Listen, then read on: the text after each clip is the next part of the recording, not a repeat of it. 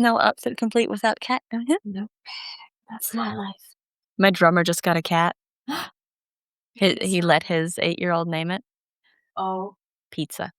pizza. The cat's name is Pizza. I mean, that's kind of like weirdly cute. It's super cute.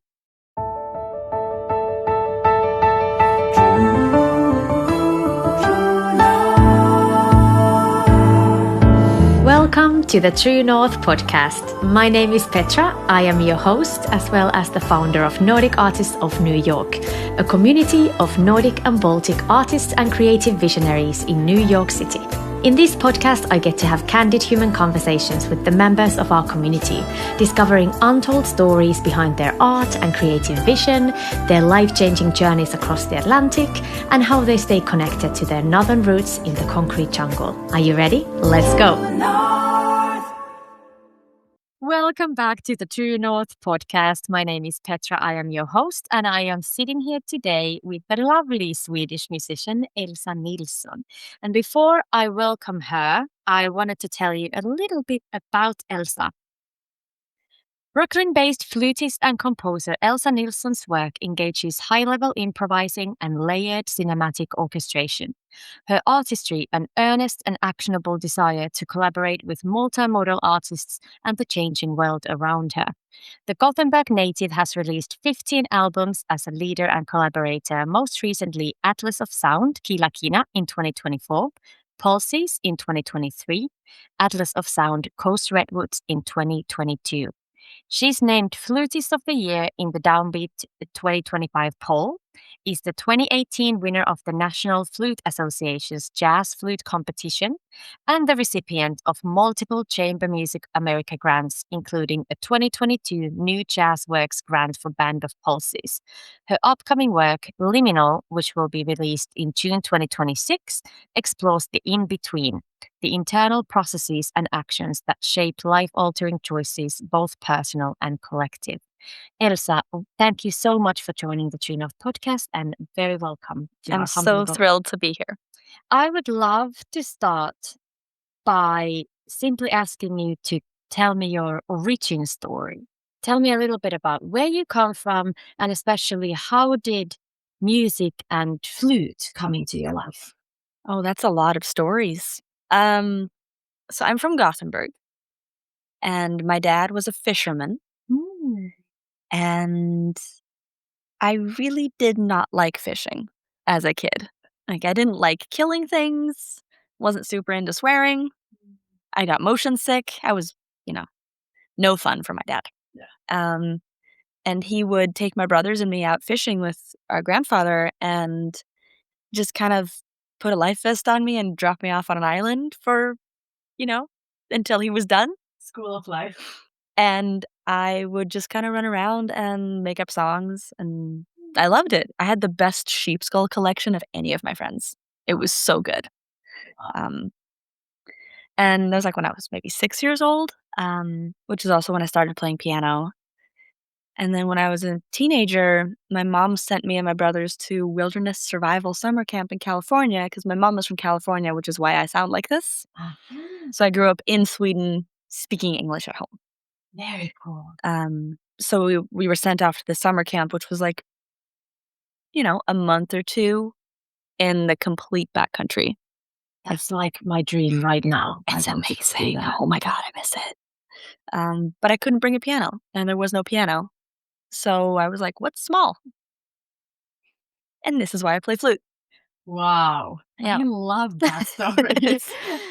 Yeah, it's a little different. A lot of people are drawn to the instrument because it's really pretty and it's like shiny and sparkly. And I'm like, no, tiny, backpack, sweet, go.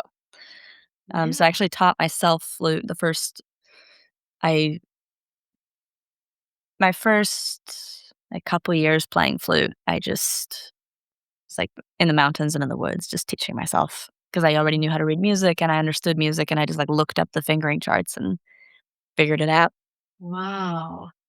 So, and then when you went to school in Gothenburg, is it like a music orientated school or just a regular one? Like how did flute kind of follow you there? I auditioned. I went to a music conservatory for high school. Mhm. 'Cause, the school system is different over there, and you choose it after ninth grade to specialize. So I specialized in music, but I auditioned on piano. So I got in on classical piano, and then I never practiced piano again. Um, and just kinda switched to flute while I was at this high school, and then after high school, I decided on a whim, I was really fascinated by South African music, and so I wrote this school in South Africa. I was like, "Could I audition?" And they're like, "Totally." And they're like, "You could just come." I'm like, "Okay." And then I told my mom. And she's like, "You're 18 and from Sweden and have, like, this very Funny. limited life experience. Maybe go somewhere else first." Yeah. So I took a ruler and a map and was like, "Oh, Seattle, just as far." Wow, I was going to ask because that is not like a regular choice one I could say. have not made a lot of those. Yeah. Wow. So Seattle, how tell me something about that experience that comes to mind. Well, I lived there for 5 years and actually moved there for a guy, and that didn't work out. I think we broke up 3 days after I moved there, which is very 18 years old. Um, but I got really into, like, all of the pedal stuff I do now kinda started in Seattle because there was a lot of, like, I got there in 2005, so it was, like, grunge was over-ish. Mhm. And there's this whole scene of music that was happening in Seattle while grunge was happening in the instrumental world, which kinda lingered in the grunge thing a little bit longer. And it's bands like Critters Bugging and The Living Daylights and, like, these bands that didn't really get notoriety outside of Seattle so much, that were still playing when I was there, and I fell in love with it, like, the sound and the energy and, like, it is jazz, Yeah. but it's this, like, um, different type of sonic landscape and also aggression Mm. that comes into the music, um, because there's so many layers to human experience, and we want to define and codify each experience, and I think that music actually gives us a chance to open those definitions up. Yeah. Um, so that's, what I learned in Seattle, I guess. Wow. Um, And so when and how was the first like spark of what was it New York or was it NYU? Like what was the first kind of what brought you here? it was New York. Um, when I was in Seattle, I I had a friend who had a boyfriend in New York, and we went out here to visit him together, and I just fell in love with it, like, the energy and the way people relate to music here is really special. It's so passionate. It's like it's the only thing, Yeah. because it has to be, like, this that's just being honest, New York sucks. Yeah. It's a In hard many place to other ways. live. Yeah. Yeah. Um, it's like quality of life is, what it is, and the subways are what they are, and it's not an easy life, but so the people who choose to be here, who are able to be here, which there's some of both for everybody, Yeah. it's because we love what we do Yeah. to the level where we're willing to put up with the rats. I never thought of it that way, but that is so accurate. And there's beauty to that. Yeah. Yeah, for sure. And there's an urgency to that, and there's, like, and it comes out in the music, which is, like, you mentioned the Atlas of Sound project. Mm. I I like to I like to think of music as capturing what it feels like to be alive at Mm. the time you're making it. Can we like have that framed somewhere? That is so that is so exactly what it is. Capturing what it is like to be alive in the moment that you can. That is so what it is. Yeah, and it's the moment and the location, it's like geolocation of Yes. what it feels like to breathe that particular air. Yes, it is. It's like a weird, n- like I want to say like a time capsule, but it's not just about time. It's about all the experiences that you're saying. Yeah, it's more fluid. Well, it's time-based. It's a time-based art form, which I think makes it really interesting because it's Yeah. the only one that is Yeah. in that way. That, like, you have to the experience of engaging with the work is the same time as the experience of creating it in terms of when you actually play a piece. For us as artists, like, the preparation to make the thing Mm. is a lot more than the 5 minutes of playing the Oh song, yeah. But the 5 minutes of playing the song, it's those 5 minutes, and a recording is a record of the event of those 5 minutes, which is why, like, you could have 90 recordings of the same artist playing the same song, they're all gonna feel a little different, Yeah, that's so which again true. is fascinating. It's very fascinating. What have been some I don't know, like highlights or just moments musically in New York that have made you feel truly like, oh, like this is the place for me, or this is something that I would not have necessarily been able to experience anywhere else. Well, the first truth is I'm not sure this is the place for me, but I think everybody feels that sometime, Mhm. like, New York is so ever-changing Mm, that you're constantly having to choose to stay if you mhm, want to stay. mhm, Um, that's a weird sentence, but I stand by it. Um, the people that I meet, the people that I get to work with, the friends that I have, the community that I've built, like, everything that's a vague description of it, and I'll give some specifics, like, the people in my band mm, currently are people, my drummer, Rodrigo Recabaren, I've been working with for 9 years, wow. and he lives a 20-minute walk from me, and the bass player, like, we've known each other 14 years. Wow. Pianist is the newest one, Santiago. We've known each other for 4 or 5 years now. Mm, Um, and the thing of, like, building something together over time in an improvised context is such a specific luxury mhm. that, like, I would not walk away from that Yeah, in any context. Like, the building of a musical ecosystem, and that is what New York offers, and it's perpetually re becoming alive yeah, because people are constantly coming and leaving, and it's just this, like, yeah. so Very it's fluent city to be in. it's a very organic city in Yeah, that way in terms of how the music scene is functioning here, yeah, is that it's, like, it's harsh, but also incredibly welcoming. yeah. That's true. That is true. Hmm. What and I also think, I mean, I would imagine, and correct me if I'm wrong, but in my mind, I also think about it in a way that improvisation, whether I know improvisation mostly from theater, Mhm. you know it musically. Like I just feel like it requires such a level of trust Yes. because you have to be able to just throw yourself to the wolves in a way. Yes. And I remember my sister used to have a teacher in musical theater who would say, "And today we're all just gonna go and fail as much as we can."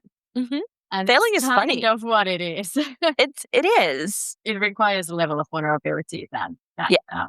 any prepared anything cannot have.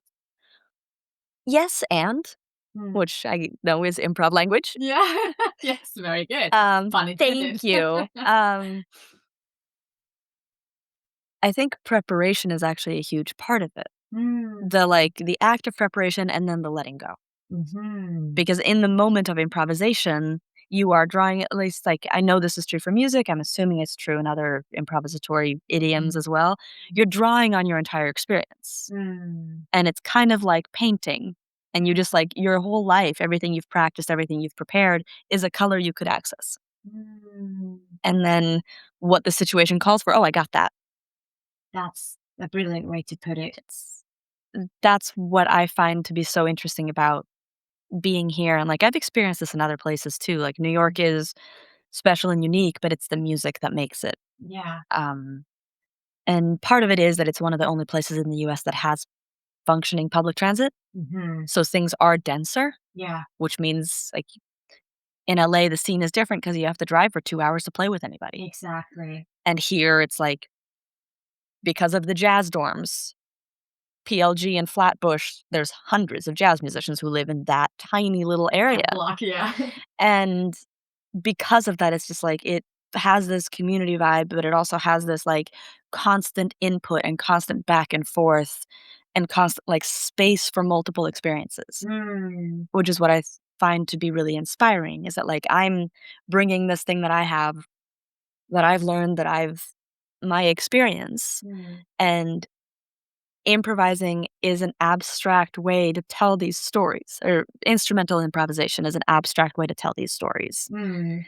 And I will say something and someone else will respond in a way that's surprising to me, and then suddenly I discover something new about myself and also about them, and it builds these really close and beautiful friendships and relationships that are very different. Yeah. It's like conversation without words. Yep. Yeah. It's entirely nonverbal communication. Yeah. I love the way you're putting that. I want to find something specific. I found a little quote that I think was maybe in one of your press releases or maybe in your bio, where you said, because of the abstraction of instrumental music, what I put out into the world doesn't belong to me anymore. Mhm. And I thought that was so beautifully put. Would you say a little bit more about that? What do you mean by that? Well, it's the idea of ownership of sound, Mm. which trying to remember when I actually wrote that and what I wrote it about, I but I think it think it was in doesn't matter. connection with the Atlas of Sound series. At least that's what I read it. Probably, Yeah. likely, but I feel that way in general, like, the word release, I think, is an important word, is that you make Mhm. something, you're holding on to it, you're creating this, like, thing that's you get into the details and you get smaller and smaller, and then one day you're like, "Okay, it's ready," and you let it go. That's what the release is, you're letting it out into the world. You are just so wise. I literally never thought about it that way. I've talked about releases and release strategies and release plans for, half my life, and I never saw it that. It's like It what a has release such a is. symbolism. Yes. Yes, and that's the thing is that when you let it go, it can't belong to you anymore because the relationship that you created with the work has at that point it's become someone else's because then it's their turn to create a relationship with this thing that you made. Yeah. And that's the beauty of it is that my journey building these things and having these realizations and digging deeper into these concepts, it's kind of like it makes a map. And just like, you're Finnish. Maps of trails where Yeah. where you could take any one of them, and just because you have this map and there's these trails and these are the recommended routes does not mean you have to walk those recommended routes. Yeah. You can choose different ways, and the more detail and the more thought we put into the work we create, the more detailed and thoughtful the map becomes Mm. for the person listening to have their own experience with it. That is beautifully put.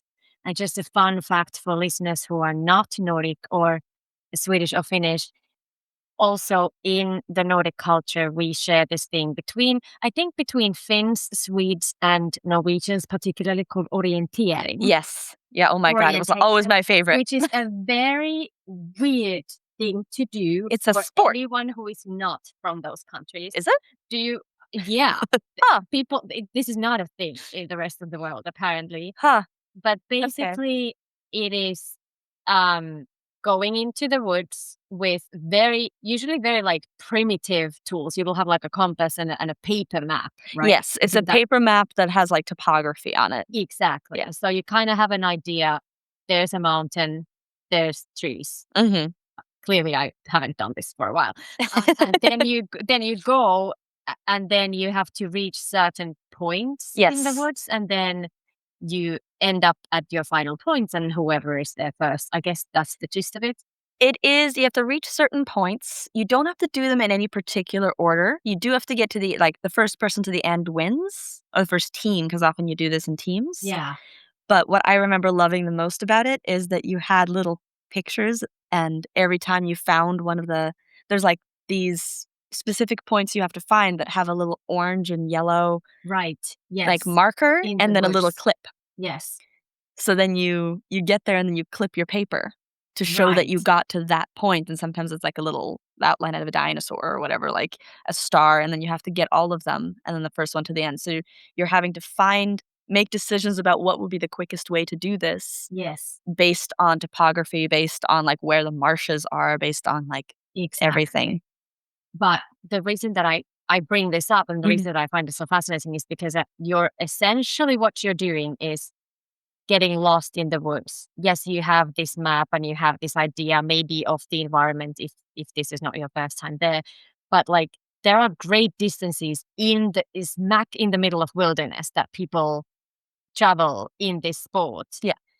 And this was a wild segue that had nothing to do with anything. I love just it. thought it was very interesting because you just were talking about maps and kind of wilderness and all of that, which I think this kind of goes with that. It absolutely does, and I had not made that connection actually, that, like, the way that I relate to music is very much orienteering.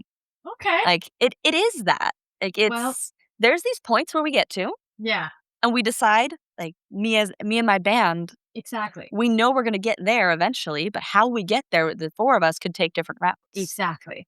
That's exactly. Well, thank you for coming to my therapy session. Yes. Okay. It's joint. We're doing this together. It's cool. Exactly. Before we move on to talk a little bit more about your past works with Atlas of Sound, because I found it incredibly fascinating. I want to ask you one more thing about, well, a couple more things about life in New York in general. Mhm. The first of them being, I'm curious to know, besides obviously money, because we all know that this is one of the most expensive cities to live in, especially Yep. as an artist. But besides that, what are some of the biggest challenges that you have found here? Ooh, it's the capital of FOMO. Mm. Like, there's always 9 things I want to be doing and can't. Mhm. Scheduling, Yeah. commuting, um,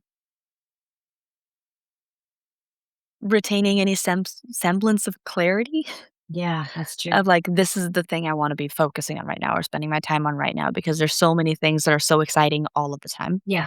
There's like 25 different things that you're invited to on a random Tuesday Yes. afternoon. Yeah. Every random Tuesday afternoon. Yeah. It's a maze. Yeah.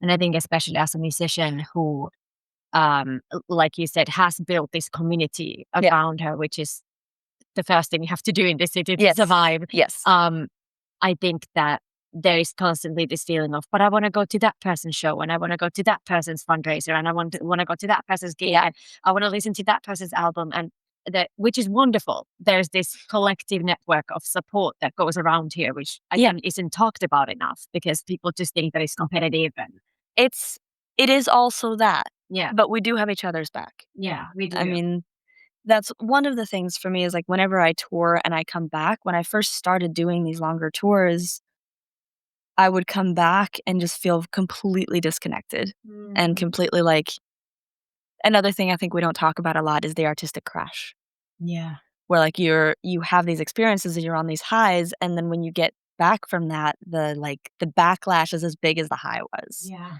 And the first time I experienced that, I was like, "Oh, fuck, I don't know if I can handle this. Like, this is a lot." And I started talking to my friends about it. I was like, "Oh, yeah, no, this is what it is. This is part of it. Yeah. And this is the solution. Make yourself food. Like, Mm. cook food for yourself that is healthy and that is something you like to eat. Wow. Because if you've been on the road, you've been eating whatever's in front of you. Mm-hmm. Spend time with your friends. Mm. Spend time with the people. Mm. And try to, like, give yourself time without an agenda. Mm. Um, because it's so loud and overwhelming and intense, and, like, I wanna define the word intense in this instance, like, Mhm. New York is intense because it's loud and overwhelming and then, but you can just put earplugs in. Like, Yeah. generally what I do on the subway is I put earplugs in and listen to bird sounds. Yeah, I do that too. And you're Yeah. in a total you're just out. Yeah. Safety concerns are a thing if it's too late, so, Sure. Yeah. but the I was going somewhere with this. It might come back or Oh, it's gone. you were defining intense. I was Yeah. defining intense. The interactions that you have or that I have, like, I know I'm a very intense person, Hmm. but so are the people I surround myself with. So the interactions I have, like, I went to a show last night. I saw a friend I hadn't seen in 3 months, and we went straight into this, like, very intense conversation about, like, spirituality and the music that we left 3 months ago and, like, right back in, but that's, like, that is my community. Yeah. That is the people who are here, Yeah. and that, like, that type of intensity, it's emotional, it's spiritual, it's, like, every level of intensity is happening at once, Yeah. and that can be very depleting even though it feels invigorating. Yeah. I think that's the biggest challenge, is that everything is so intense that you're going from, like, the way I teach is intense, and then I get on the subway, which is intense, and then I'm home, which is intense because I have to, like, do all the things before I leave in another 6 hours, and it's scheduling's intense, emotionally intense, like, everything. It's a lot on the nervous system at all times. Yes. Even when you cannot pinpoint why. Even in the moments when there is no noise or there is no crowds or there is no, even in those moments it can be it's almost like I sometimes experience it as something where you feel the effect of that interaction or you feel the effect of that commute or you feel whatever it has been, you feel it afterwards when you're Yeah, just it like tired echoes. for no reason. It echoes. Yeah, The for sure. Yeah. Then I would love to just touch upon something which I ask all the artists that I have on the podcast, which also I don't think is talked about enough, which is money Mhm. in the world of artistry and how people make a living. And you, of course, tell me exactly as much as you want to tell me. Sure. Don't share too much. But I'm curious. You do a lot of different things. You teach, Yes. you compose, you release your own music. You're in Mhm. different projects. If you had to build us a little bit of like a pie chart Uh-huh. to give us an idea of what are the biggest pieces, what are the smallest pieces of how your income kind of constructs itself. What is something that you could share with me about that? Teaching is how I support my art habit, Mhm. for sure. Yeah, that would be I the biggest piece. Yes, I'm lucky that I love it. I do really love teaching. Right now I'm teaching at the new school, and I'm teaching, classes on rhythm and a class called Socially Engaged Artistry. Wow, that sounds interesting. I love it. It's a hard class to teach. Very Yeah. emotionally intense. Yeah. Very Um, current, though. yes, Yeah. absolutely. And during the school year, I'll be, like, hyper intensely teaching a lot. I also have a lot of private students through that school and from outside, and I've had to set up really clear boundaries where it's like, I'm at new school on these days, the rest of the days I won't even open the email Yeah. because the work is unlimited. Yeah. Like, it just keeps going. On tour, a good tour, I'm lucky if I break even. Yeah.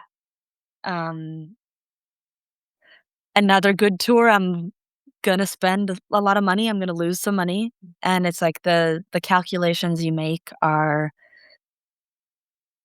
you know, artistic and spiritual as much as financial in those Sure. situations.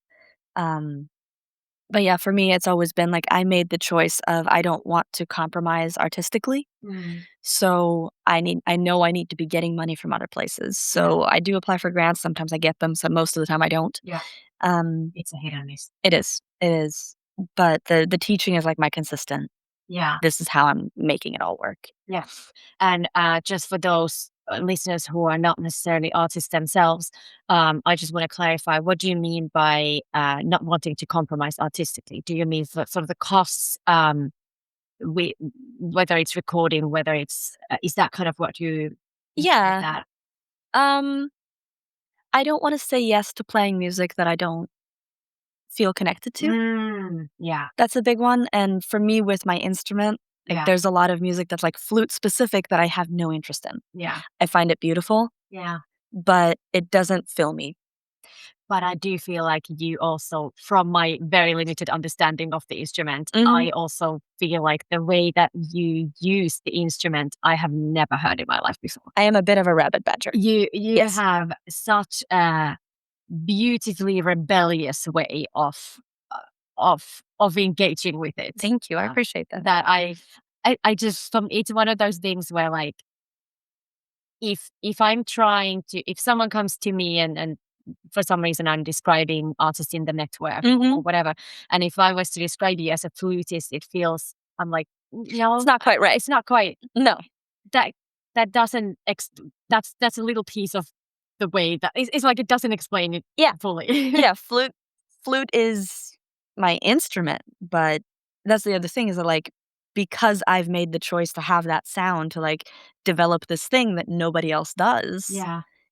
it means that if someone wants flute on a gig, they're probably not gonna call me. Yeah. Because Okay. if they're like, "We want flute for a wedding," and they see me and they're like, "Oh, we d no."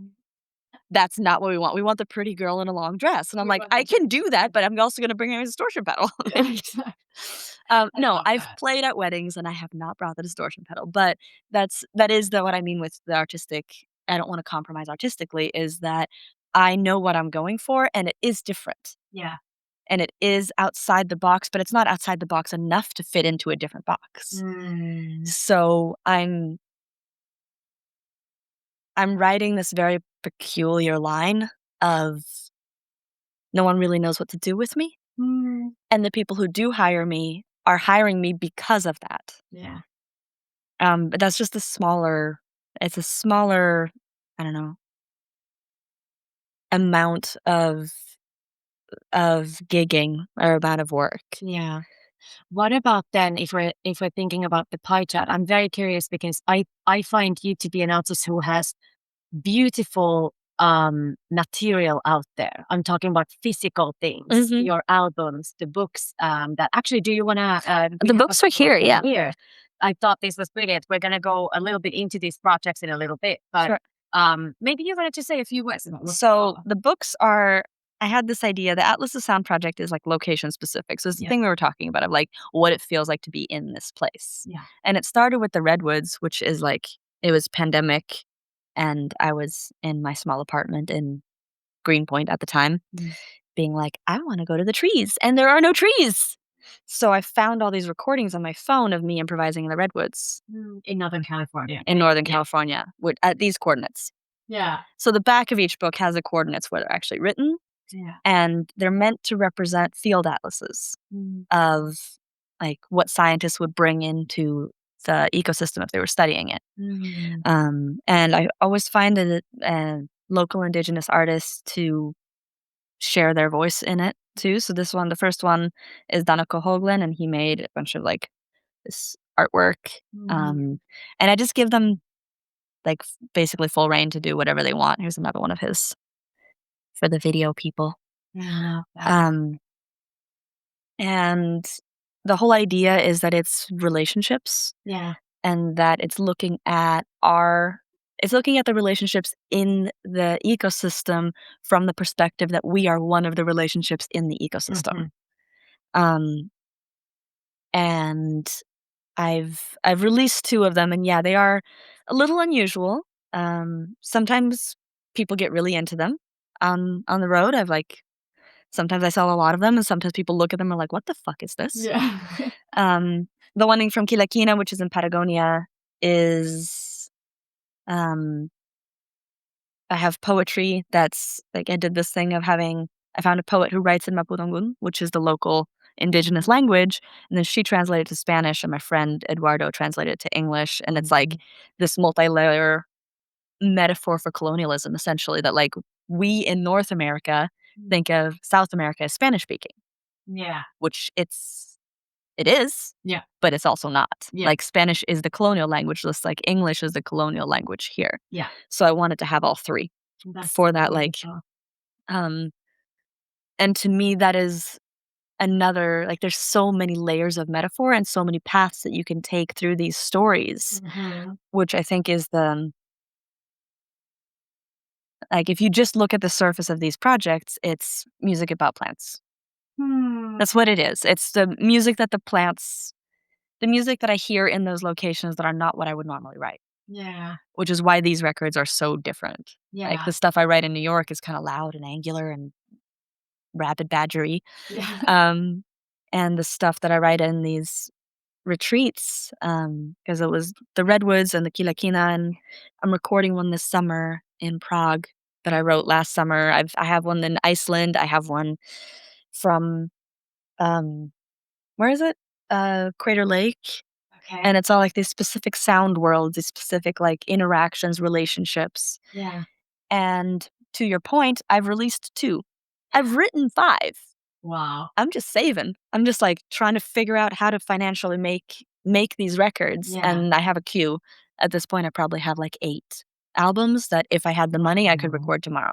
Wow. And it's just like some of them will never get made because other stuff is going to take priority. Yeah. And Yeah, some of it is, like, when I do sell the music, I will set aside that money to make the next project, and that's part of what I mean with, like, if I break even on a tour, sometimes I make money on tours. Yeah. That money immediately goes into recording the next Yeah. record. It's like you're a person non-profit, Entirely. essentially. Yeah. Yeah, which Yeah. is true for very many artists. Mhm. And I think yeah, one of the reasons that I want to talk about money, which some people find uncomfortable, and it tends to be the people who have it Yeah. who don't need to talk about it. And one of the reasons that I want to talk about it on this podcast, especially in a city of New York, is because I think it's such a huge part of making it here, Right. in quotes. And and also because there are, I think, still, with all the information available online and etc., through personal stories like the one you're sharing with us Mhm. today, is I think that there are still a lot of misconceptions about how artists make their money and Right. where the money comes from. Definitely not from streaming. No, no, exactly. And not from touring either anymore. I mean, I pay my band. Yeah, So that is another distinction that's important to make, yeah. I think, is that is another, like, I don't wanna compromise artistically. Mm, I don't wanna put my band in a situation where they are financially where I'm putting them out financially. So, yeah, I wish I could pay them more than I'm paying them, but I do offer them guarantees, yeah. which means sometimes I get paid more for gigs, Mm, and then that'll be like an anchor gig, and then I can do gigs around that that don't pay as much because that gig paid enough to get us like, to fly us over to that location, and then the other gigs around that will, yeah, like, buffer my losses, essentially. yeah. That's a pretty smart system. That's how a lot of people do it. Yeah, And it's a lot of calculation. A lot of artists do have support, as in, like, the benefactor situation is still going on where, yeah. like, there's people who really care about art and really wanna support a specific Patrons. Yeah, artists, patrons. That is still a system that happens. I don't have that, but yeah. it's and some people will have it for a specific record, whereas, like, this person wants this record to exist, so they're like, "How much Exactly. do you need to make this happen?" And Specific project. yeah, Yeah, um, and these are all just, like, ways to make it work because creativity comes in so many forms, and I think the money conversation is important because so many artists are so creative with money yeah. Yeah, just to, very like, make it scrappy. happen. Yeah, absolutely. And what has been really thrilling for me and continues to be thrilling in doing this podcast is because I get to talk to artists from such different fields. We Mhm, have visual arts, we have a film, we have theater, we have music, we have literature, etc. And mhm, I get to collect these tidbits of, oh, you in this field have been very scrappy with this, mhm, or here's an idea that these guys have done. Maybe you could also do it in this other field in some format. Like yeah, there needs to be more conversation around that, just also between yeah. different expressions, so to speak. Like, the organization of it Yeah, is the biggest challenge, I think, yeah, of, like, just keeping track of all the for stuff, sure. and, like, actually, if you don't mind, we could talk about Liminal a little bit, like, the process of actually Yeah, making the absolutely. record that's coming out, Yeah. um, because we were touring Pulses and Kila Kina, Mm, and we were on the West Coast, and I had 3 dates that I wasn't able to fill, mm, which means I was paying the guys no matter what because it's a daily guarantee, whether I have a gig or not. If they're mm, not here, they're not working, they're not making money here, I need to pay them. mm. And so we had 3 days in Fresno, California, Okay. and I found us an Airbnb, and I found us a studio that was really nice, and I used the time and I was like, "Hey, guys, instead of 3 days off, could we record? This is what I Mm, can offer you because it would like, I would be paying you that anyway. Would you be okay with this dynamic of recording during this time?" And they were like, "Yeah, totally." So we were touring 2 different records yeah. and not playing the music on this record because we were touring other records that were being Yeah. released, and then just had a couple days off and ended up in the studio in, like, literally the middle of nowhere, um, and made this record. That's amazing. And because it was, like, a more rural studio, I could afford it, and it was, like, built that the recording of Liminal was built into the budget of the tour I did in October 2023. Mm. But isn't that kind of beautiful symbolism? And I'm sure that you have come to this in your on your own. Isn't that a beautiful symbolism too, that this whole album is about the spaces in between? Yeah. And it was created in this weird space in between Yeah. two gigs, essentially. No, I started writing the liner notes between sound check and the gig Yeah. at the gig the next day. Like, Exactly. but that's the thing, is it's this constant evolution. Yeah. And we always think that something is done. Yeah. And I think in reality, as an artist, we choose when it's ready. Oh, for sure. And it's a living, everything's such a living, living, breathing organism when it comes to this, because We are all ecosystems. yeah, exactly. I want to read a little bit about something that you said about liminal, because, and then I would love for you to talk about it Sure. in your own words, because I just thought this was so beautifully put. Liminality has been at the front of my mind recently. I've become fascinated with the in-betweens. Those transitional or initial stages of a process serve as the inspiration behind the Brooklyn-based musician's most personal album yet. And then you say, I believe one of the magical aspects of music is its ability to hold each gradient of a moment for long enough that we can fully experience and observe it, which is a little bit of what we talked about Mhm. in the beginning. Yeah.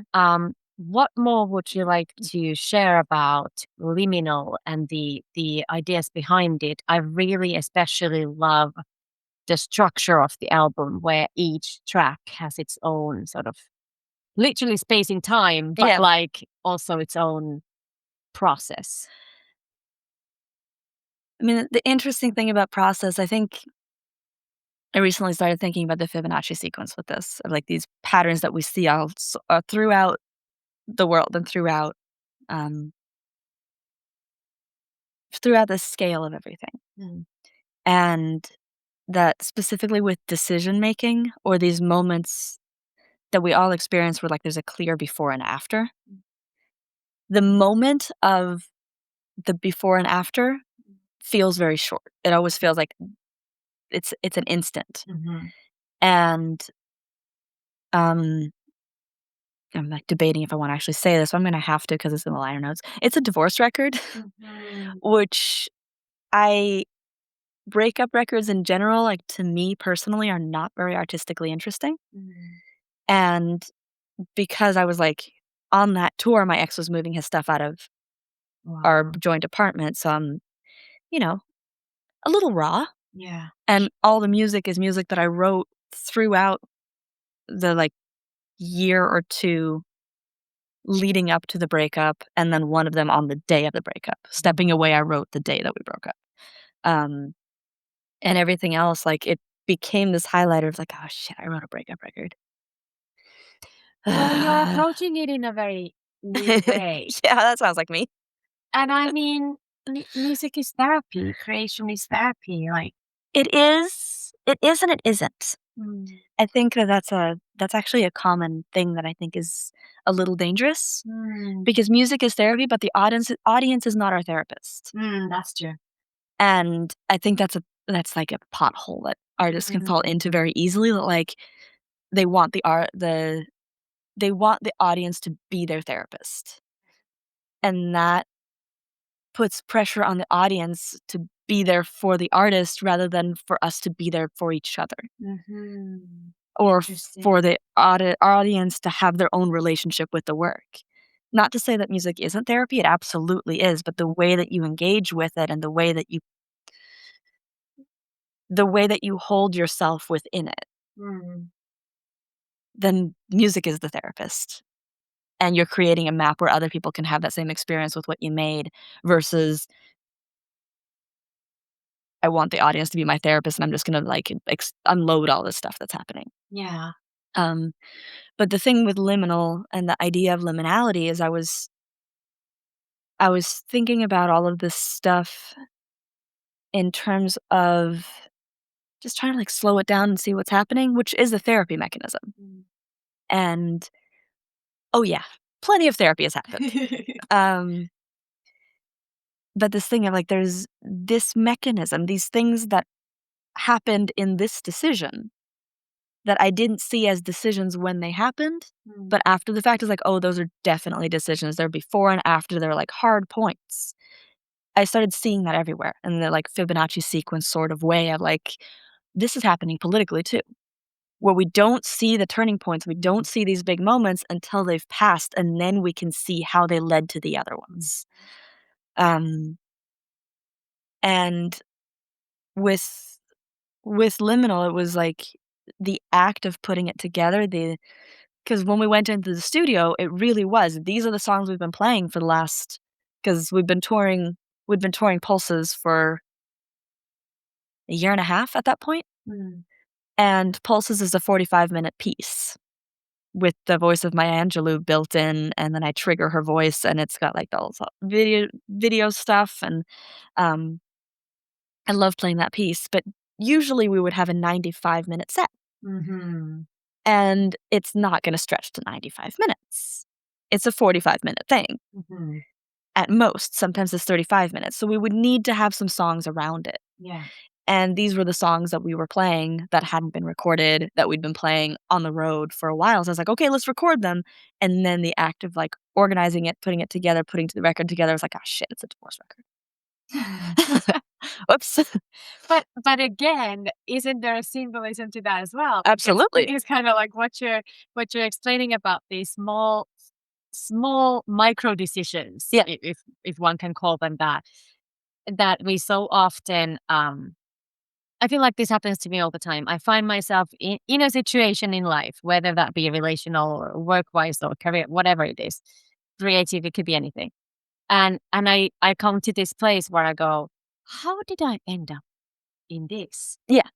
And I have to do exactly what you're kind of describing, which is going back and identifying, oh, there was a decision. Uh-huh. Oh, there was a direction that you took. Mhm. And again, like we said, they might not seem like decisions at the time, but they were actually. Yes. There were actually other options on the table, Yeah. and you took one of them. Yeah.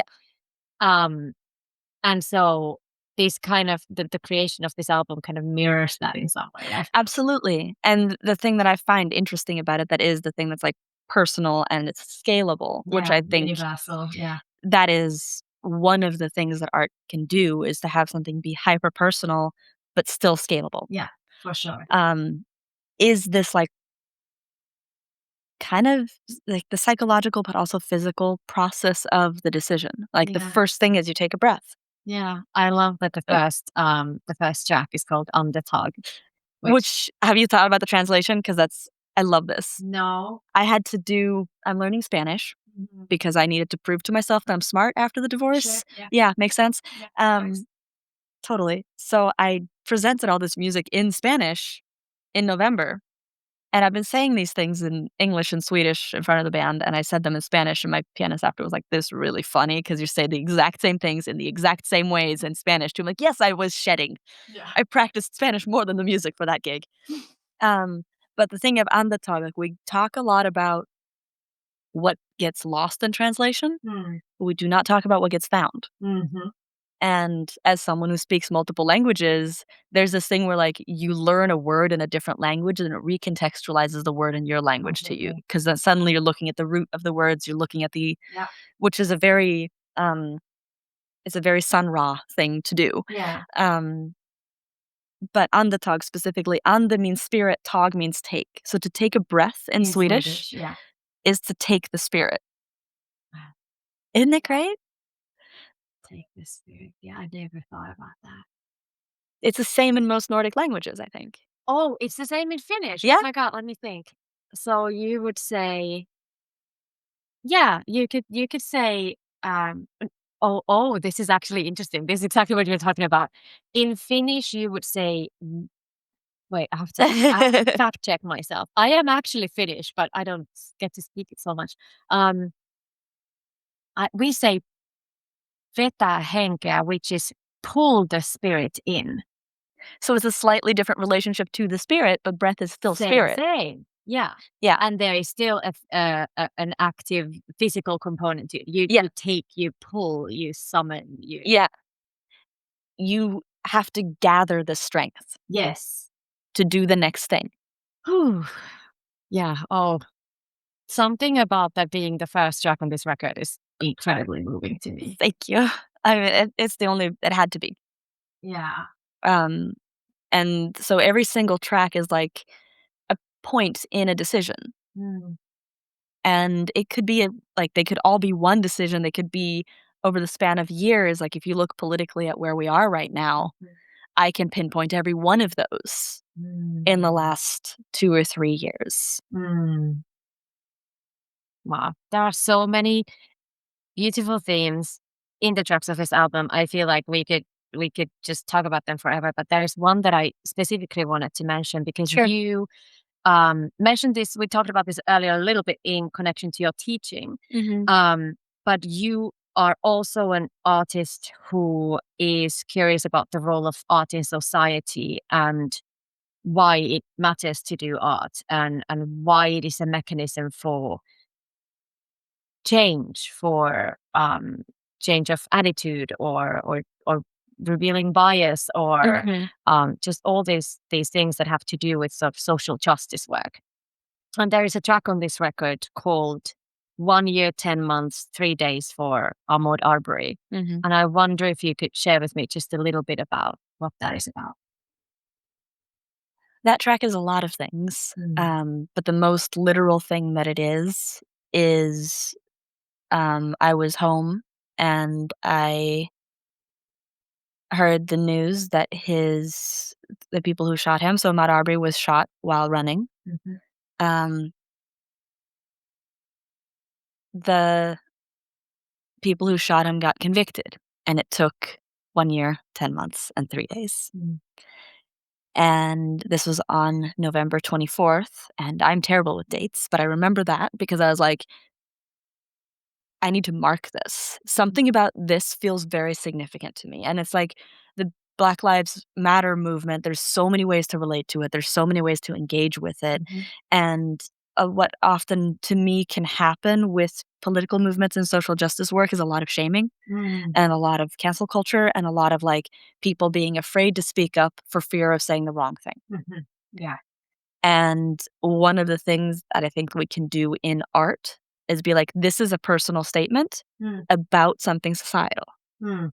which again, like it means that we can hold multiple perspectives at once. We can express multiple perspectives. We can be unsure. Yeah. And I think that that's very valid in a world where that isn't really encouraged. Yeah. Um, but I think what I wrote in that moment, like just theoretically, I didn't think about it until it was done, which is usually how these things happen, where I wrote this kind of wild swing tune, and on the record, it's slower than we play it live by request of my band. Um,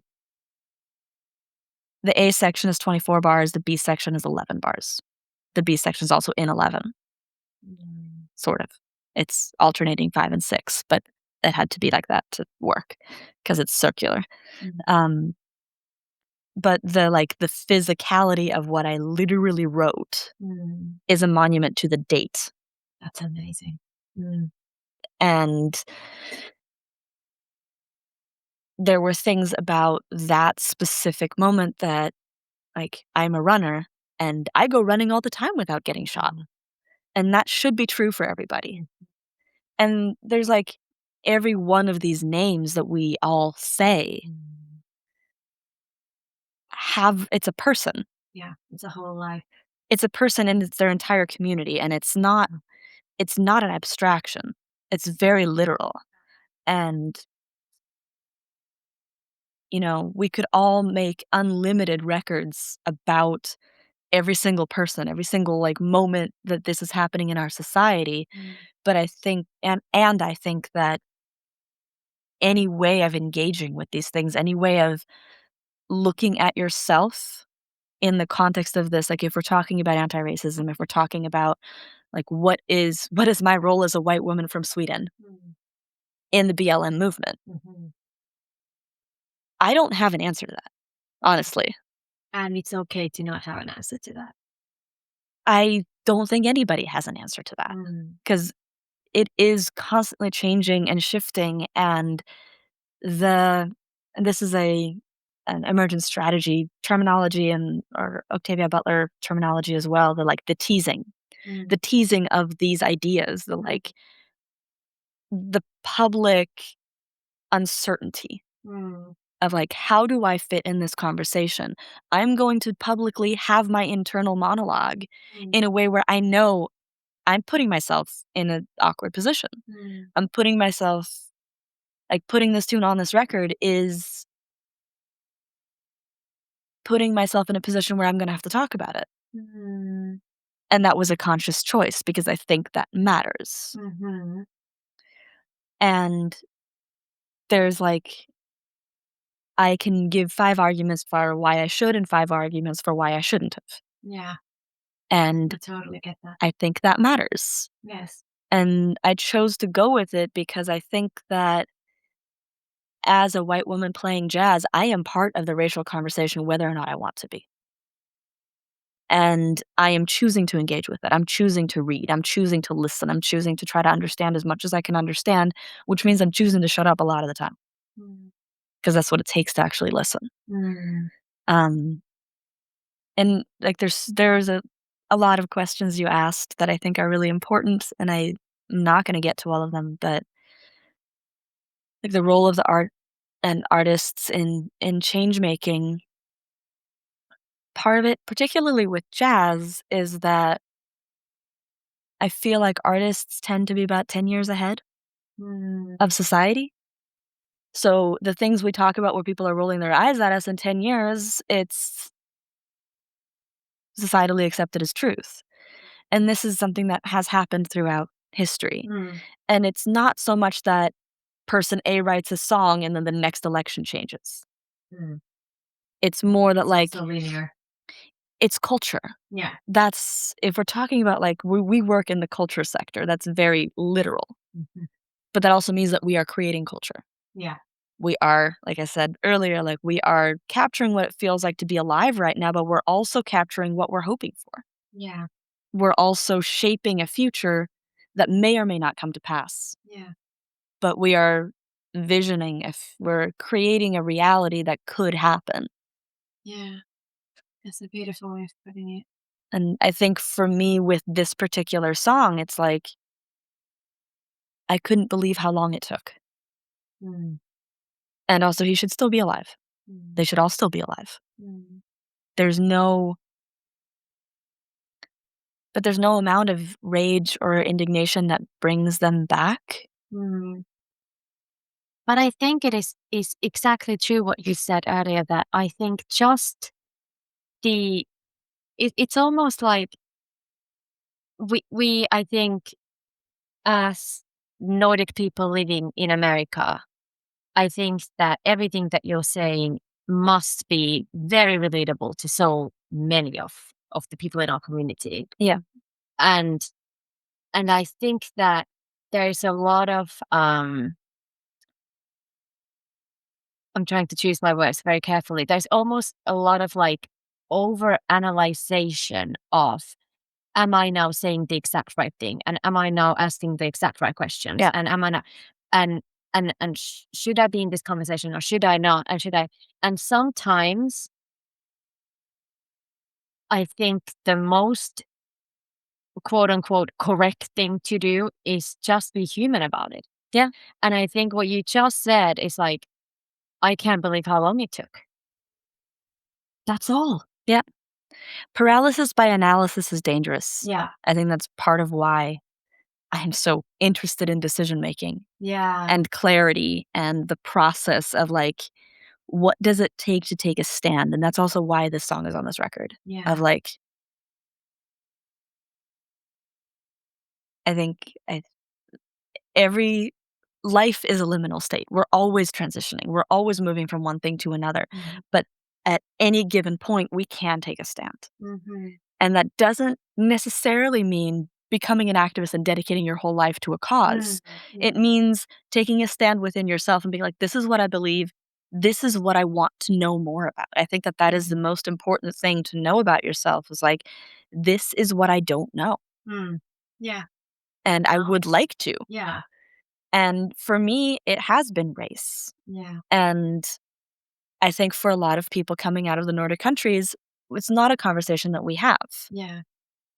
Or we have it in a different way. We have it in I from my experience feel like we're often having it in a way where it's happening out there somewhere outside of us. Right.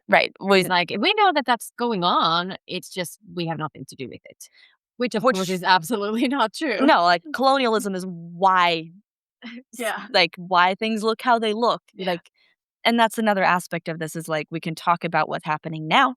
We can talk about one case. We can also talk about why this is happening looking back to the 1600s. Exactly. And that is part of what I'm interested in with liminality is this thing of like, it's not specific. It's not just about this moment or history. And I think a lot of the time, like, it's very uncomfortable for us to process things that are conceptual to the point where we cannot put our finger on it. But I think that's the kind of thing that needs to be done to get us out of the mess we're in. Yeah.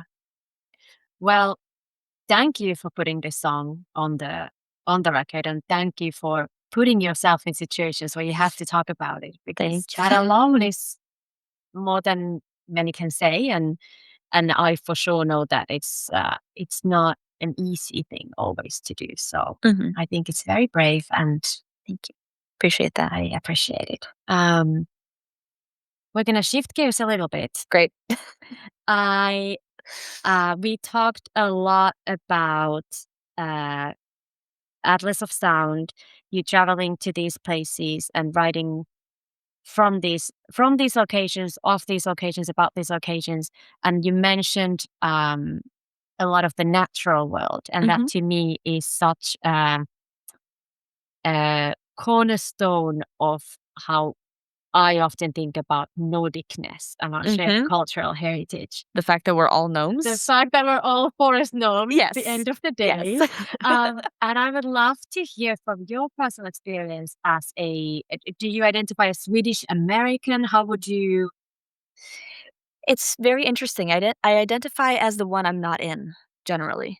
Like, when I'm here, I'm like, I'm definitely Swedish. Yeah. When I'm in Sweden, I'm like, I don't think I'm Swedish. Yeah. How has So both.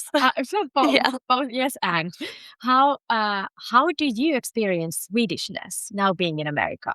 How is it present in your life, in your art? In obviously, I think it's some way in these records we just mentioned, but is there more to it that you could share? That's a hard question for me, I know, actually. it's a big question. Yeah. Or even in New York, if that makes it easier to narrow it down a little bit. I mean, there's like cultural specifics that are definitely like the relationship to nature. That is both for me. It's both like having grown up in Sweden. I grew up I grew up in the suburbs of Gothenburg. So my house, like we would walk to the end of the block and there was forest. Yeah, we had the exact same. Yeah, just forest all around. And then like you would walk through the forest for 20 minutes and you were at the ocean. Yeah. Oh, no. Like, nice. It was We didn't have that. We just had fisherman lakes, dad. thousands of lakes. Yeah. Oh, sure. Fish. Yeah. Yeah, exactly. Yeah. Jacks. So this like relationship of peace and self-knowledge being connected to nature, or this relationship of like I am part of this world.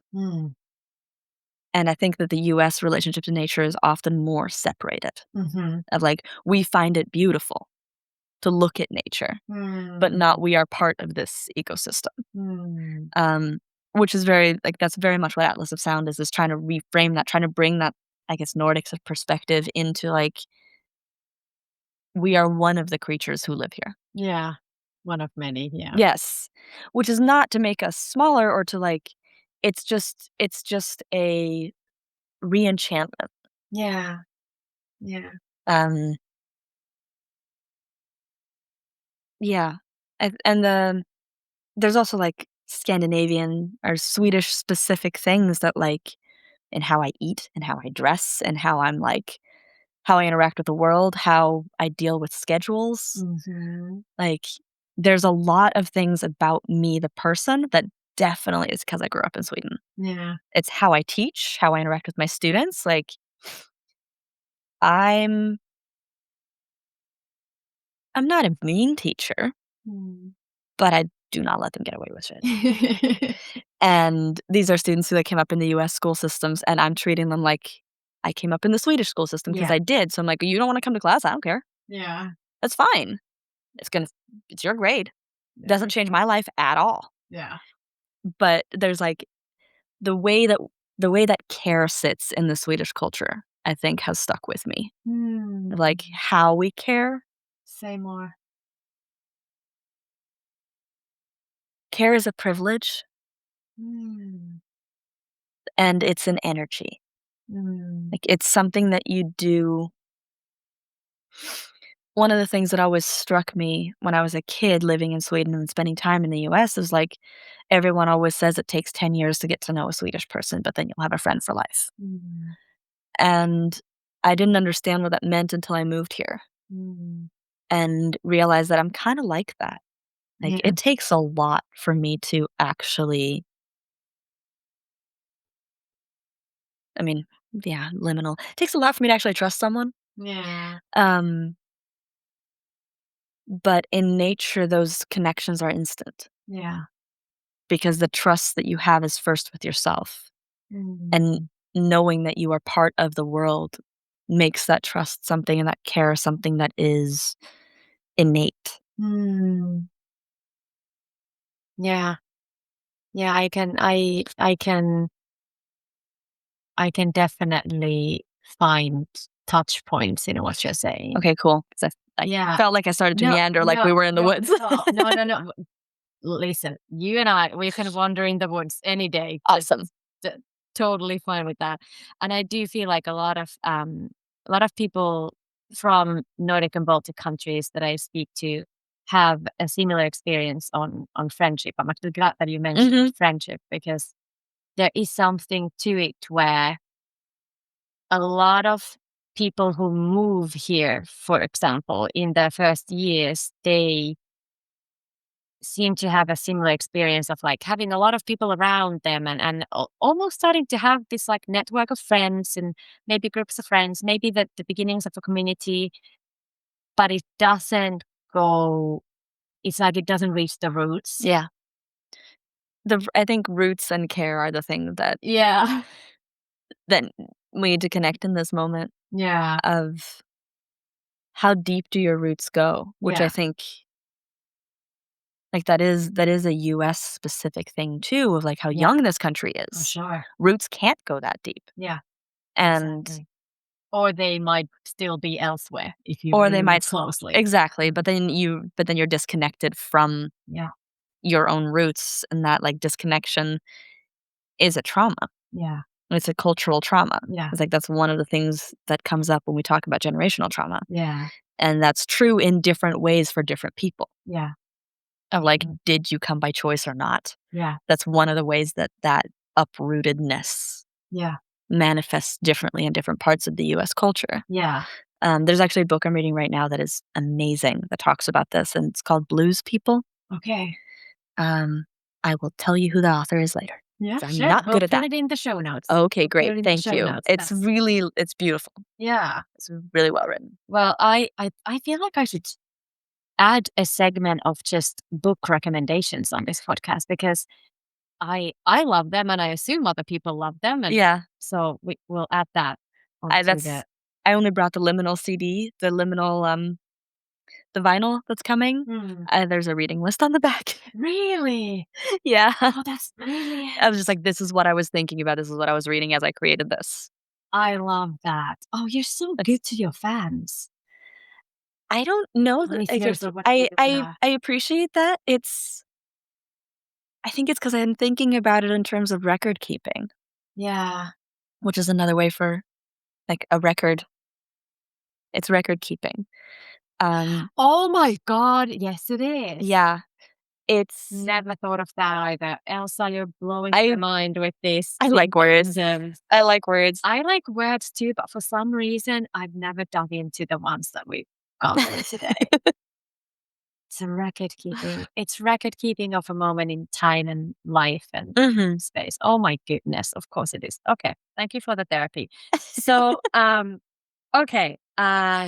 Last couple of points before we move on to our rapid fire section. Oof. Okay. The same questions for everybody. But before that, I would love to hear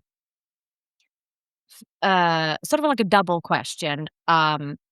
First of all, what do you hope that listeners will take away from this upcoming album, which is coming out June 12th, correct? June 12th. And then there is also a release show on July 22nd. July 22nd at Bar Bayou in Brooklyn. Yes. Yes. In Flatbush, or like PLG. Yeah. It's off the Sterling stop on the 2 train. And you will find it on the on our monthly newsletter, of course, and in all of our social media everywhere if you'd like to. And I hope that you will want to go celebrate the new album. But what do you hope listeners will take away from it? What would you like to leave them with? I always hope that what I create does the same thing for other people that music does for me when I listen to it, which is just partially the sense of support, of like, I'm not alone in feeling this, or I'm just like not alone in this world. Um, it's not a peaceful record, so I'm hesitant to say peace, but I kind of want to say it anyway, just because I think that there's so much to be gleaned from facing our own process. And because this record is like going through a full cycle of a process that contains preparation, it contains uncertainty, it contains anger, it contains this attempt to live with an unlivable situation, it contains like political grapplings, it contains grief, and then also this like walking away from something. um I hope that, like, for a long time I was debating not telling anyone this was a divorce record, because I felt like the process and the cycle and the like moving through these steps slowly and feeling them deeply, I didn't want to put myself in it too much, because I wanted the listeners to get to have their own experience with that. To leave it abstract. Yeah. And then I realized a couple weeks ago, and I was like, you know what? It feels hollow if I leave myself out of it. So whatever it is that the listener, like you, whatever it is that you want to put in the middle of this circle that I've made, that's what I want. That's what I'm hoping for the listener to be able to do with this work, is to just like center themselves for this hour. That it's an hour-ish. The CD's an hour, vinyl's a little less. Center themselves and experience themselves, and try to experience the process of relearning how to trust yourself. That's powerful. And I totally get what you mean by the hesitation of centering your own personal story in it. And what I will say from a listener's standing point, who was very lucky to get an exclusive sneak peek, thank you for that. Yeah. I will say that I am really glad that you added that, Okay. because I feel that the record ultimately, even through all these different phases and experiences in it that you were just listing out, I feel like ultimately it is such a human story. Yeah. And I personally love that you gave it that hue. I feel like you did it just enough where you as a listener can go, oh, I see you in this, but not too much where I couldn't also almost like take you out and put my own experience in it. That's exactly what I want. Thank you. Appreciate that. There's one other thing that I was considering about Liminal that I thought, this choice of leaving is the thing that's so front of mind right now, because there's so many things we can leave. Like, we could leave our country, and that is the immigration story in the US right now is such a thing of like, it's not just interpersonal relationships, any relationship, and the choice to move on. Yeah. Yeah.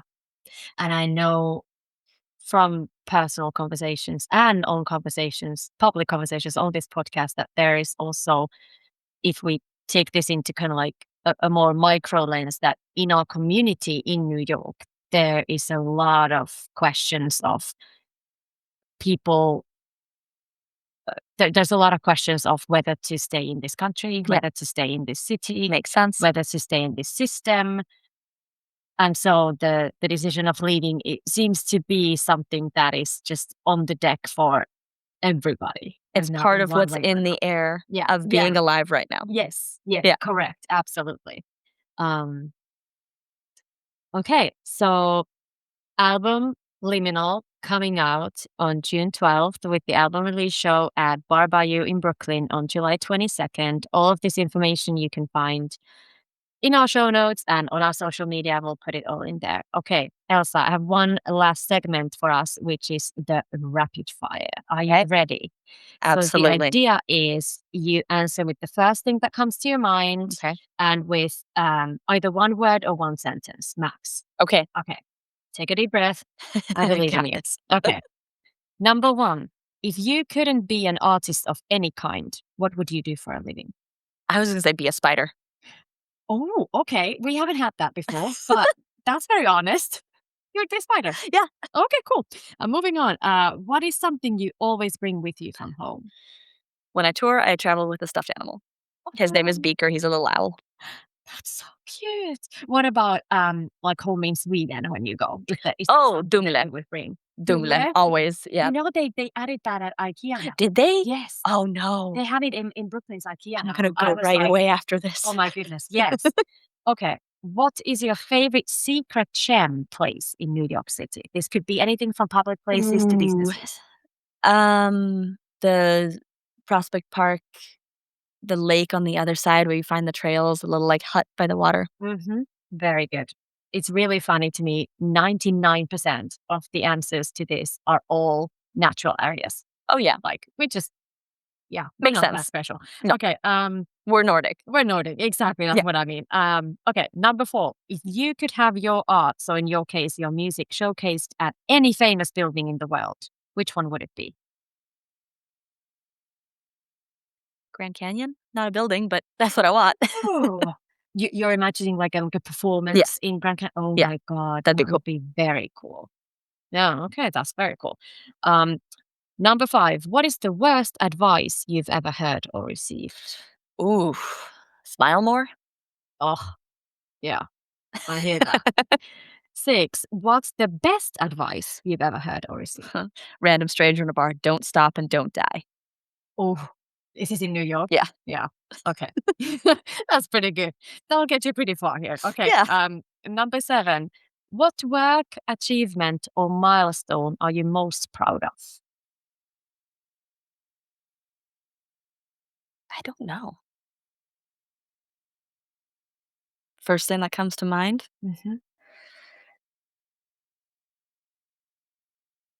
that I haven't given up. That's a pretty good one. Yeah. We're really glad you haven't. Thanks. What's the best part or something that you feel like you have personally taken or gotten out of being part of this community in Nordic Artists of New York? All the cool people I've met. Yeah. The stuff that I've seen and how many people are here doing stuff. Yeah. Yeah. Very cool. What is something you wish you knew before moving to New York City?